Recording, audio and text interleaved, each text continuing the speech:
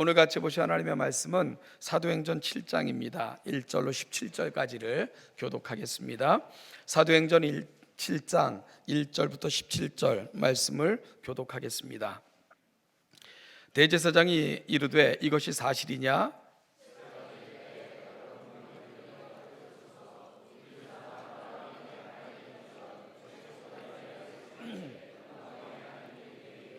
이르시되 내 고향과 친척을 떠나 내가 내게 보일 땅으로 가라 하시니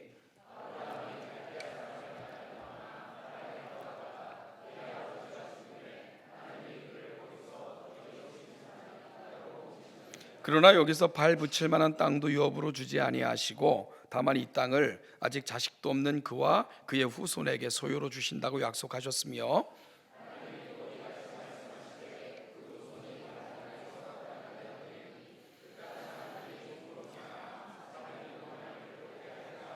또 이르시되 종 삼는 나라를 내가 심판하리니 그 후에 그들이 나와서 이곳에서 나를 섬기리라 하시고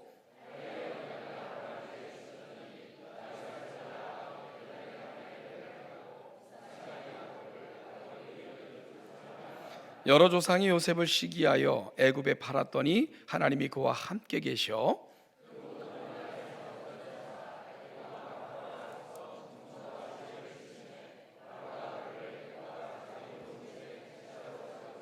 그때에 애굽과 가나안 온 땅에 흉년이 들어 큰 환란이 있을새 우리 조상들이 양식이 없는지라 또 제차 보내매 요셉이 자기 형제들에게 알려지게 되고 또 요셉의 친족이 바로에게 드러나게 되니라.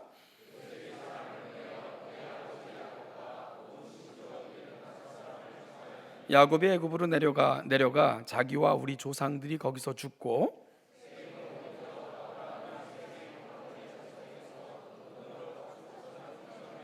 같이 읽죠. 하나님이 아브라함에게 약속하신 때가 가까움에 이스라엘 백성이 애굽에서 번성하여 많아졌더니 아멘.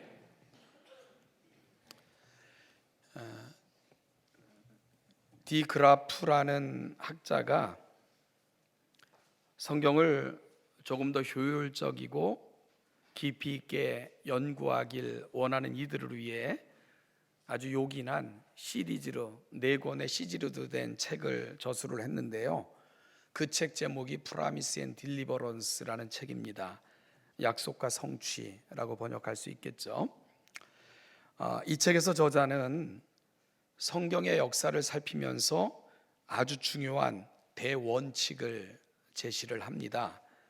그 원칙이 바로 이 책 제목이 된 건데요. 바로 하나님은 약속하셨고 그리고 반드시 성취하십니다. 이것이 그가 성경 전체를 연구하면서 내린 결론이고 그의 책 제목이 된 것입니다. 즉 하나님의 약속은 반드시 이루어진다는 것이 성경을 종합적으로 연구한 저자가 이 책을 통해서 분명하게 보여주고 있는 것이지요.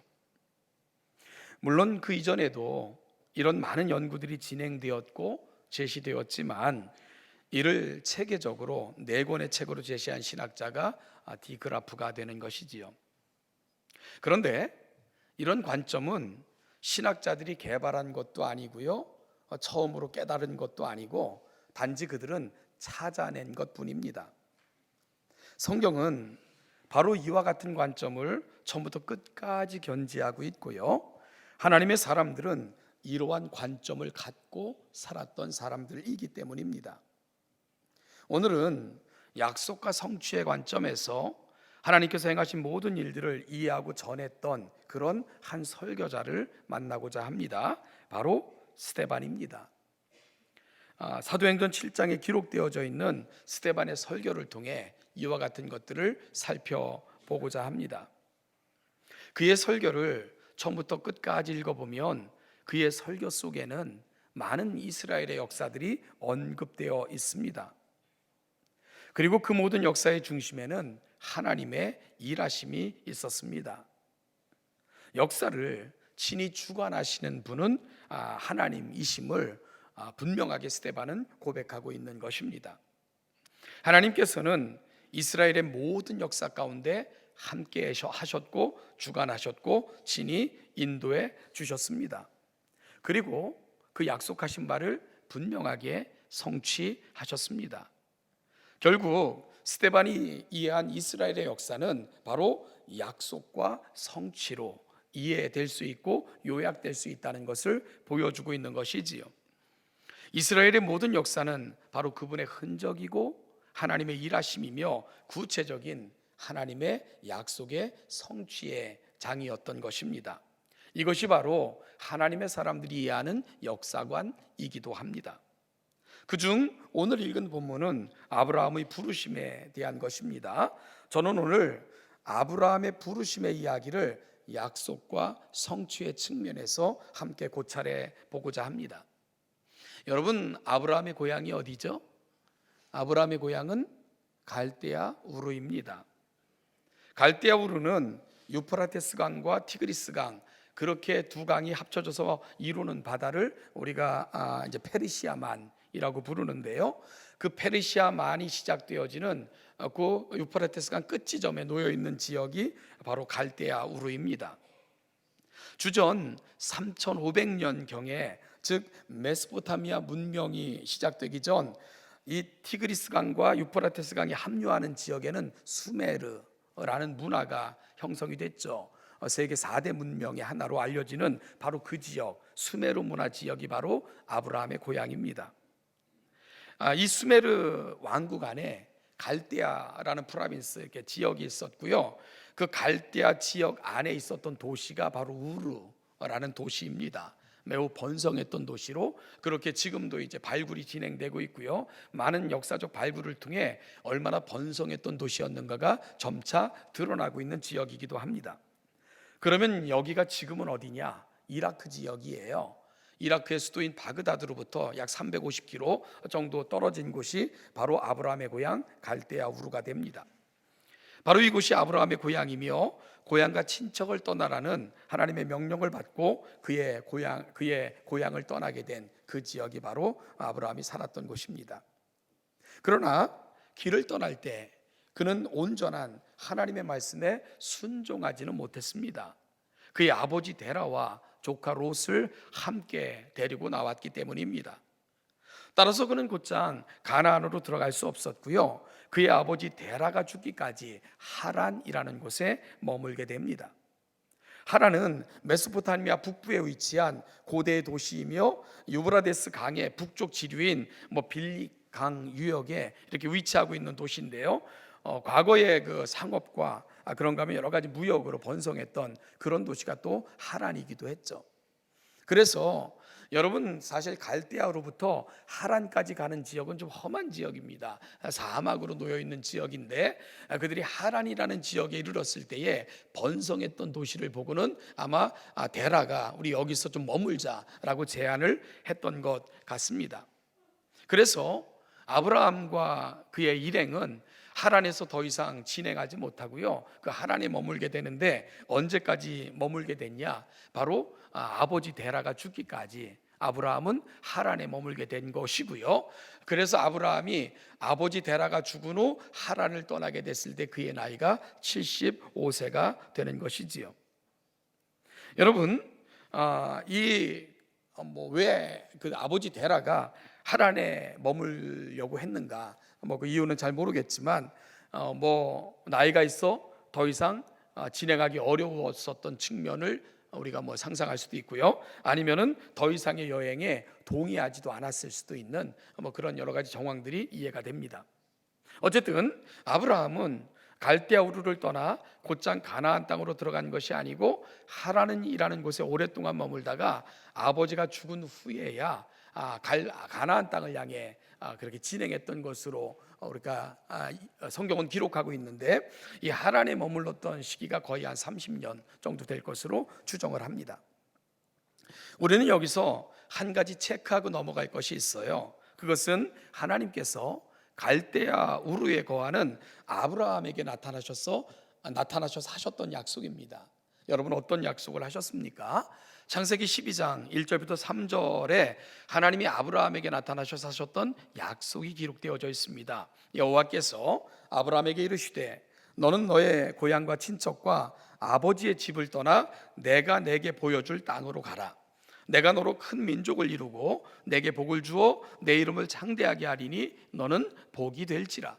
너를 축복하는 자에게는 내가 복을 내리고 너를 저주하는 자에게는 내가 저주하리니 땅의 모든 족속이 너로 말미암아 복을 얻을 것이라. 하나님이 아브라함에게 나타나셔서 하셨던 말씀 중에는 세 가지 약속이 포함되어 있습니다. 땅과 민족과 복, 즉 복의 근원이 되겠다는 이런 약속이 포함되어져 있습니다. 보여줄 땅으로 가라. 네가 보는 모든 땅이 내가 너에게 줄 땅이 될 것이다 말씀하셨고요. 아브라함의 자손들을 통해 큰 민족을 이루게 하시겠다고 약속하셨습니다. 그리고 그로 말미암아 세상이 복을 받게 될 것이라는 약속도 아브라함에게 하셨습니다. 그런데 여러분, 아브라함이 죽을 때까지 아브라함이 차지한 땅이라고는 무덤으로 사용하려고 산 막벨라 굴이 전부였던 것을 창세기의 기록을 통해서 우리가 알게 되고요. 함께 약속을 받은 사라를 통해 주어진 아들은 고작 이삭 한 명뿐이었고요. 그의 후처들이 낳은 아들까지 합쳐봐야 8명의 자식을 낳게 됩니다. 여러분, 8명의 자식이 하늘의 별과 같이 바닷가의 모래같이 많은 그의 자손은 아니겠죠. 복의 근원은커녕 가나안 땅에서 살았던 그의 존재는 매우 미비했고요. 끊임없는 그 땅 거민들의 위협 속에서 전쟁과 옮겨 다니는 일을 반복해야만 했던 것이 피곤한 가나안 땅에서의 아브라함의 삶이었습니다. 하나님의 약속이 성취될 기미는 그 어디에도 나타나지 않았고요, 찾아볼 수 없었습니다. 그리고 그의 생전에는 이룬 것은 거의 없을 정도로 아브라함은 어찌 보면 가나안 땅에서는 나그네와 같은 그런 삶을 살 수밖에 없었죠. 그러면 하나님의 약속은 어떻게 된 것입니까? 하나님의 약속도 때를 따라 변개될 수 있는 것입니까? 어찌 보면 우리 신앙의 함정이 여기에 있다는 생각을 좀 해보게 됩니다.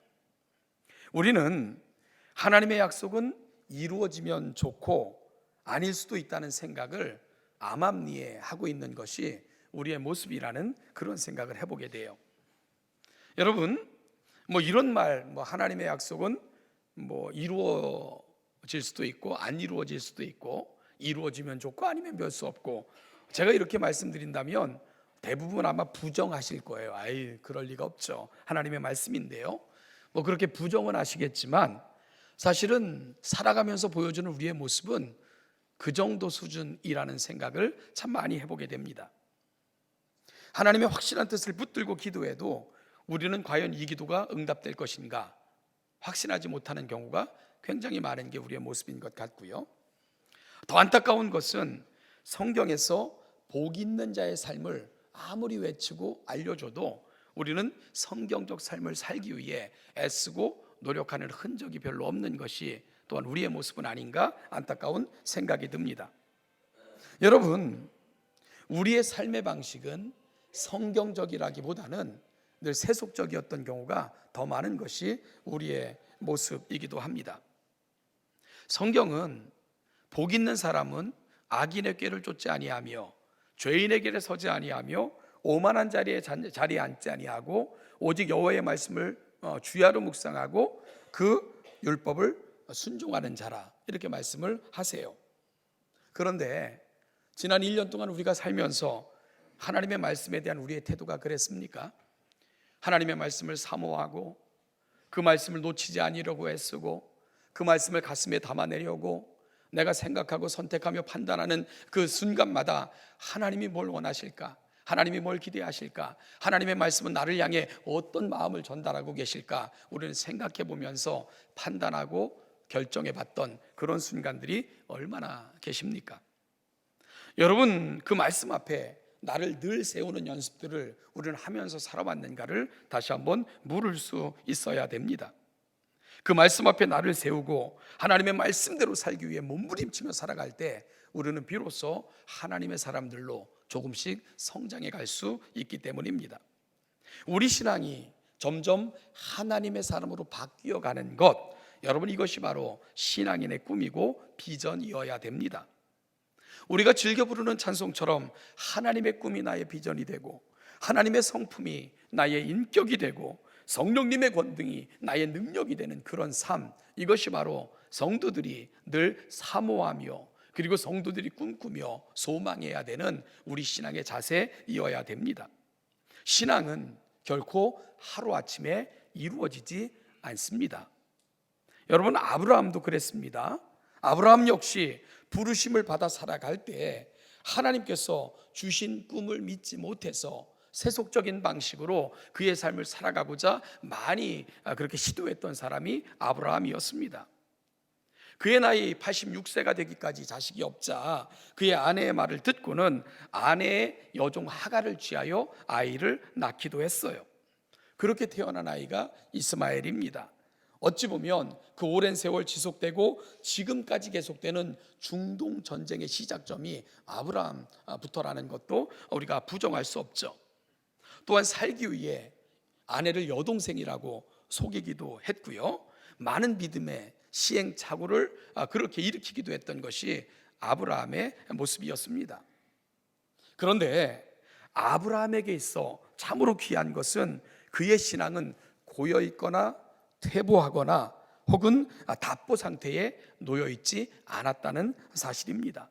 그의 신앙은 조금씩 하나님을 향하여 걸어갔던 그런 신앙이었던 것, 아브라함의 일생은 그걸 저와 여러분들에게 보여주고 있습니다.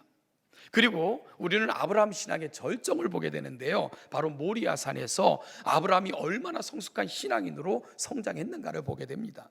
하나님이 하루는 그에게 아주 생뚱맞은 그런 요구를 하십니다. 네 아들 독자 이삭을 나에게 달라. 여러분, 그 말씀을 듣고 아브라함이 어떻게 했습니까? 왜 고민이 없었겠어요? 그런데 아브라함은 하나님의 거룩한 뜻을 믿었기에 지금까지 내가 만난 하나님은 이유 없이 그렇게 명령하실 분이 아니심을 알았기에 그는 이삭에게 장작을 지우고 모리아산을 향해 올라가지 않습니까? 그리고 지고 올라간 그 장작을 널어놓고는 그리고 이삭을 잡아 제물로 바치려고 그렇게 시도하지 않습니까? 하나님께서 이를 의로 여기셨고요, 말리셨고, 그러므로 말미암아 여호와 이레라는 놀라운 고백이 탄생하는 그런 지점이기도 합니다. 하나님은 이를 그의 의로 여기셨고, 이 사건 후 우리가 성경을 보면 아주 놀라운 사실을 확인할 수 있게 되는데요, 여러분, 그토록 자주 아브라함에게 나타나셨던 하나님은 모리아 사건 이후에는 아브라함에게 나타나셨다는 기록이 한 번도 없습니다. 하나님이 아브라함에게 나타나셨다는 기록이 없어진 거예요. 왜 하나님은 더 이상 아브라함에게 나타나시지 않으셨을까요? 완전하게 인정하시고 아브라함을 믿으신 것입니다. 여러분, 기적을 보는 신앙, 다메섹에서 음성을 듣는 신앙이 좋은 신앙이 아닙니다. 가장 종교적인 티를 내지 않지만 몸에 밴 신앙의 성품으로 살아가는 것, 이것이 가장 좋은 신앙인들이 가야 되는 자리입니다. 전혀 종교인 같지 않지만 그의 삶으로 향기를 드러내는 사람들, 이들이 바로 가장 좋은 신앙인들임을 우리가 알아야 됩니다. 아브라함이 그런 사람이 된 것입니다. 더 이상 하나님을 이야기하지 않아도 누가 봐도 그는 하나님의 사람입니다. 여러분, 더 이상 하나님이 나타나시지 않아도 그의 발걸음 한 걸음 한 걸음은 하나님과 동행하는 발걸음이었습니다. 여러분, 아무리 그가 하나님의 이름을 부르지 않아도 그의 말 한마디 한마디 속에는 하나님의 성품이 담겨있는 그런 사람으로 아브라함은 바뀐 것이지요. 아브라함의 생애는 이것을 보여주는 참으로 귀한 지표인 것입니다. 그러면 아브라함에게 하신 하나님의 약속은 어떻게 되었습니까? 스데반의 설교는 아브라함의 자손들의 이야기로 연결이 됩니다. 여러분, 이는 두 가지 의미가 있어요. 하나는 아브라함에게 말씀하신 약속은 그의 대에 이루어질 약속은 아니었다는 것과, 또 다른 하나는 그럼에도 불구하고 하나님의 약속은 여전히 지속되고 있음을 그의 후손들의 이야기를 통해 증명받게 됩니다. 그런데 아브라함의 자녀들의 이야기 역시 물론 스데반의 설교 속에 등장하는 아브라함 자손들의 이야기입니다. 그리 바람직하지만은 않습니다. 이삭도 아주 어렵게 아이를 낳아요. 하늘의 별과 같이 바다의 모래같이 많은 자손을 받을 많은 자식을 낳아야 되는데, 여러분, 아브라함은 대대로 자손이 좀 귀했던 것 같아요. 아브라함도 100세가 돼서야 이삭을 낳았고, 물론 86세 때 이스마엘을 낳긴 했지만, 여러분 이삭도 40세에 결혼을 해요. 그리고 몇 살에 아기를 낳죠? 60살에 아기를 낳아요. 그러니까 20년 동안 아기가 없었어요. 20년 만에 태어난 아들이 다행히 쌍둥이입니다. 바로 에서와 야곱이 되는 거죠. 그러다가 그의 아들 야곱 때에 가서야 욕심 많은 야곱으로 말미암아 12아들과 한 딸을 낳게 되는 것이고요. 그 12아들이 바로 이스라엘의 12지파의 조상들이 되는 것이지요. 그런데 문제가 발생합니다. 어떤 문제가 발생합니까? 바로 그 자식들 사이에 분쟁이 발생하게 된 거예요. 스데반은 이 사건을 이렇게 소개합니다. 여러 조상은 야곱의 다른 아들들을 말하는 거예요. 요셉을 시기하여 애굽에 팔았더니 라고 스데반은 이 부분을 소개합니다. 11명의 형제가 17살 된 요셉을 미디안 장사꾼들에게 팔았고요. 그는 그 어린 나이에 이 사람 저 사람에게 물것처럼 취급되어 팔리고 팔리는 그러한 인생의 운명을 겪을 수밖에 없게 된 거죠. 그렇게 해서 그가 이르렀던 곳이 어디입니까? 바로 애굽까지 흘러 팔려 그렇게 가게 되었던 것입니다. 그가 이른 집은 보디발의 집입니다. 여러분 그곳에서 어떤 일이 벌어졌는지 잘 아실 것이고요. 잘 모르시는 분들은 어떻게 하면 될까요? 나중에 창세기를 읽어보시기 바랍니다. 애석하게도 그런 이야기를 할 시간이 저와 여러분들에게는 없기 때문입니다. 그가 포로로 보낸 세월, 스데반은 그 세월을 모든 환난이라고 표현을 했습니다. 힘들고 어렵고 외롭고 고난의 세월이었던 것이지요. 그런데 그 모든 시간 후에 하나님이 그에게 주신 은혜를 저와 여러분들은 다 압니다. 어떤 은혜를 주셨습니까? 바로왕의 꿈을 해석하게 하심으로 온 애굽을 바로왕 다음으로 통치하는 총리로 그를 높이셨습니다. 그의 애니메이션 이집트 왕자의 배경이 되는 그 완투가 있잖아요. 그 투의 배경이 되는 이야기죠. 그의 이름을 온 애굽에 널리 퍼지게 하셨고요. 온 세상에 흉년이 들었을 때 요셉으로 인하여 잘 대처한 애굽은 당시 세계에서 가장 잘 사는 최고로 부유한 그런 나라가 될 수 있었습니다. 온 세상을 휩쓴 이 흉년은 가나안 땅도 피해갈 수 없었죠. 여러분 가나안 땅에는 누가 살고 있습니까? 요셉의 가족들이 살고 있는 거죠. 애굽에 식량이 있다는 소식을 들은 야곱은 그의 아들들을 애굽으로 보내어 식량을 구해오라고 명합니다. 그 이후의 이야기는 여러분들이 잘 아실 것입니다. 요셉과 형제들의 재회, 가슴 벅찬 형제들 간의 화해, 그리고 아버지 야곱을 애굽으로 모셔가고 그들이 원하는 땅을 바로 왕으로부터 하사받아 그 땅에 함께 거하게 되고 이러한 이야기들 말입니다. 그리고 야곱은 바로 요셉의 품에서 숨을 지고 죽게 되고요. 요셉은 그의 아버지의 명을 따라 가나안 땅까지 가서 그 아버지를 장사 지내고 이것이 야곱의 남은 생애입니다. 그렇게 야곱의 가족의 이야기가 창세기에는 기록이 되어 있습니다. 요셉과 그의 가족들이 경험한 일들입니다. 여러분 이렇게 이야기가 끝나면 굉장히 감동적인 스토리 아니겠습니까? 그죠? 이건 정말 입지전적 이야기로 끝날 수 있을 것입니다. 그런데 그들의 이야기는 이렇게 끝나지 않아요. 17절은 이렇게 새로운 국면을 스데반을 통해 암시받고 있는데요. 하나님이 아브라함에게 약속하신 때가 가까움에 새로운 때가 준비되고 있다는 것을 스데반은 암시하며 전하고 있습니다. 17절 말씀입니다. 스데반이 이해하는 아브라함의 자손들, 특히 우리가 여기까지 살핀 요셉까지의 이야기, 여러분 이 이야기를 통해 스데반이 제시하고자 했던 최종 결론은 무엇일까요? 하나님은 그분이 하신 약속을 잊지 않고 성실하게 준비하셨고 그 성취의 때가 다가오고 있음을 스데반은 이야기해 주고 싶은 것입니다. 이것이 스데반이 해석하는 히브리 조상들의 역사이며 그의 역사적 안목이기도 합니다. 이것은 어찌 보면 스데반의 독특한 이해는 아니며 사실은요 하나님의 사람들은 한결같이 이런 역사관을 갖고 있었습니다. 그래서 후에 우여곡절 끝에 형제들을 만난 후 여러분 그들에게 들려준 요셉의 고백은 감동을 넘어 참으로 고결하기까지 합니다. 그렇게 만났던 가족, 야곱과 요셉은 그리 오랜 세월을 함께 동행하지 못했습니다. 야곱이 나이가 많았고요, 얼마 되지 않아 야곱은 세상을 떠났기 때문입니다. 그래서 자식들은 야곱의 장례식을 성대하게 치루곤 했지요. 장례식이 끝났을 때 여러분, 근심하며 걱정하는 이들이 있었어요. 누구냐 하면 바로 요셉의 형제들입니다. 혹시라도 지금까지는 요셉이, 우리 아우가 아버지 때문에 우리에게 잘해줬지만 아버지가 죽은 마당에 우리에게 그 옛날의 아픔을 갚으면 어떨까? 아직도 잊지 않고 우리에게 그 옛날에 우리가 그에게 했던 것들에 대해서 안 갚음을 하면 어떨까? 그런 걱정이 형제들에게는 남아 있었기 때문입니다.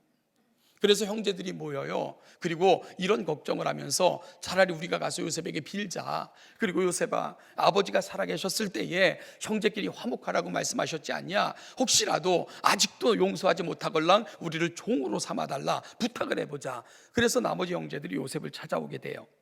그리고는 지금 제가 말씀드린 이 얘기를 요셉에게 하는 거예요. 아버지 말씀과 우리를 종으로라도 삼아 우리를 용서해달라, 그렇게 빌며 무릎 꿇고 요셉에게 큰절을 해요. 요셉의 마음이 얼마나 아팠는지, 여러분, 잊었던 것 같은 세월의 아픔들이 다시금 그의 마음속에, 그 형제들의 마음속에는 여전히 남아있다는 것이 요셉의 마음을 견딜 수 없도록 만들었습니다. 그래서 그 형들에게 요셉이 눈물을 흘리며 간곡한 말로 한 이야기가 창세기 50장 19절로 21절에 기록되어져 있는데요, 형제들에게 요셉이 이렇게 말해요. 요셉이 그들에게 이르되 두려워하지 마소서, 내가 하나님을 대신하리이까.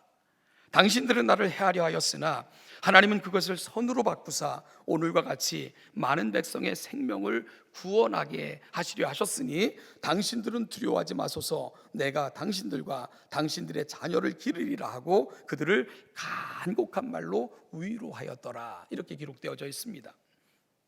그 많은 세월을 죄책감과 마음의 짐을 안고 살았을 형들의 모습을 보면서 요셉은 오열했습니다. 그리고 간곡한 말로 그들을 위로했고요, 그들의 자녀들까지 내가 책임지겠다고 약속을 합니다. 그러면서 요셉이 했던 유명한 고백이 있어요. 나는 절대로 하나님을 대신할 수 없습니다. 여러분, 사람에게 주어진 유일한 권리가 있다면 그건 용서하고 사랑하는 것입니다. 심판은 오직 하나님께 속해 있는 것입니다. 사람은 사람을 정죄하지 못해요. 왜냐하면 우리는 자격이 없기 때문입니다.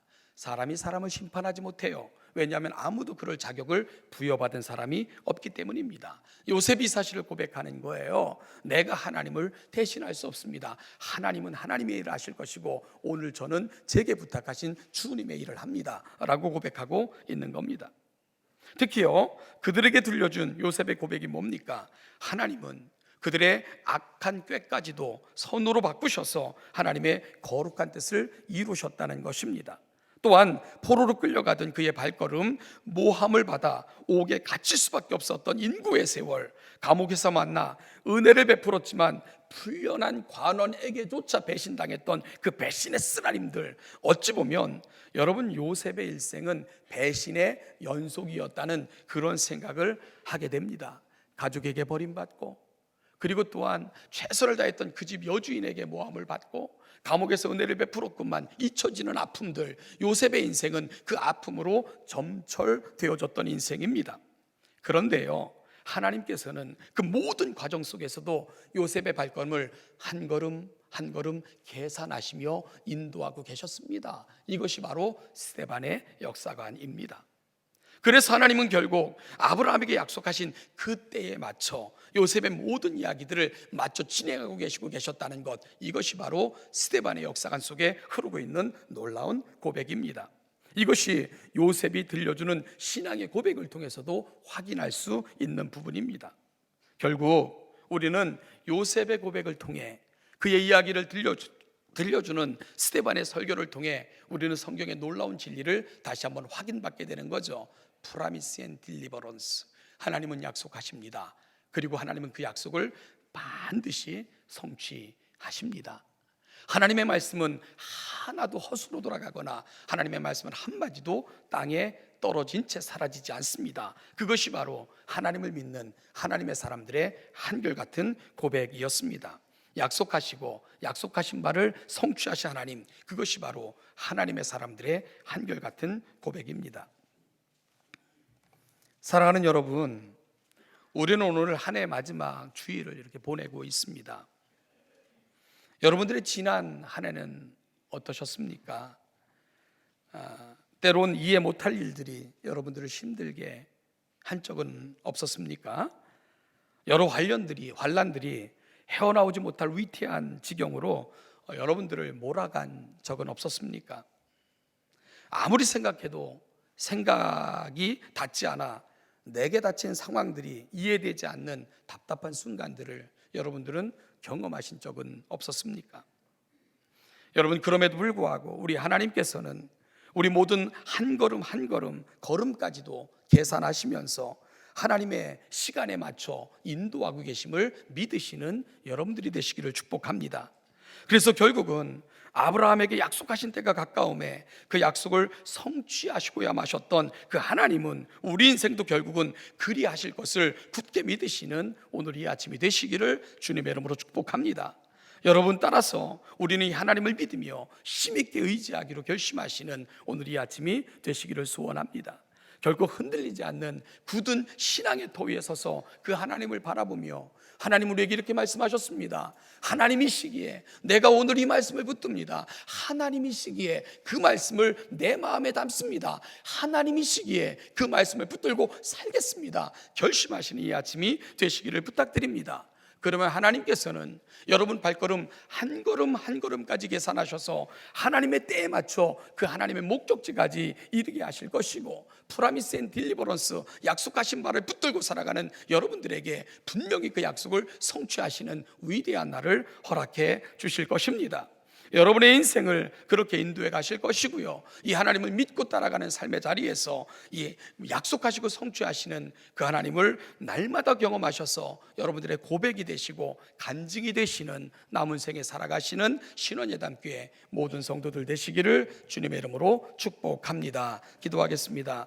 하나님 아버지, 은혜와 사랑을 감사합니다. 오늘 이 아침도 우리에게 아브라함의 이야기, 특별히 그의 이야기를 들려주는 스데반의 고백을 통해서 오늘 여전히 살아계셔서 우리 가운데 역사하시는 하나님을 만나게 하시니 참으로 감사합니다. 아버지 하나님, 이 이야기는 그들의 이야기가 아니라 오늘 나의 이야기이고, 그들이 경험했던 하나님은 여전히 우리 가운데 일하시는 우리 하나님이심을 굳게 믿으면서 말씀의 터 위에 우리의 신앙을 세우고 하나님을 바라봄으로 우리에게 약속하시고 약속하신 바를 반드시 성취하시고야 마시는 그 하나님을 날마다의 삶의 자리에서 경험하고, 이것이 우리 삶의 고백이 되고 세상을 향한 간증이 될 수 있도록 은혜 위에 은혜를 더하여 주시옵소서. 감사드리며 예수님의 이름으로 기도하옵나이다. 아멘.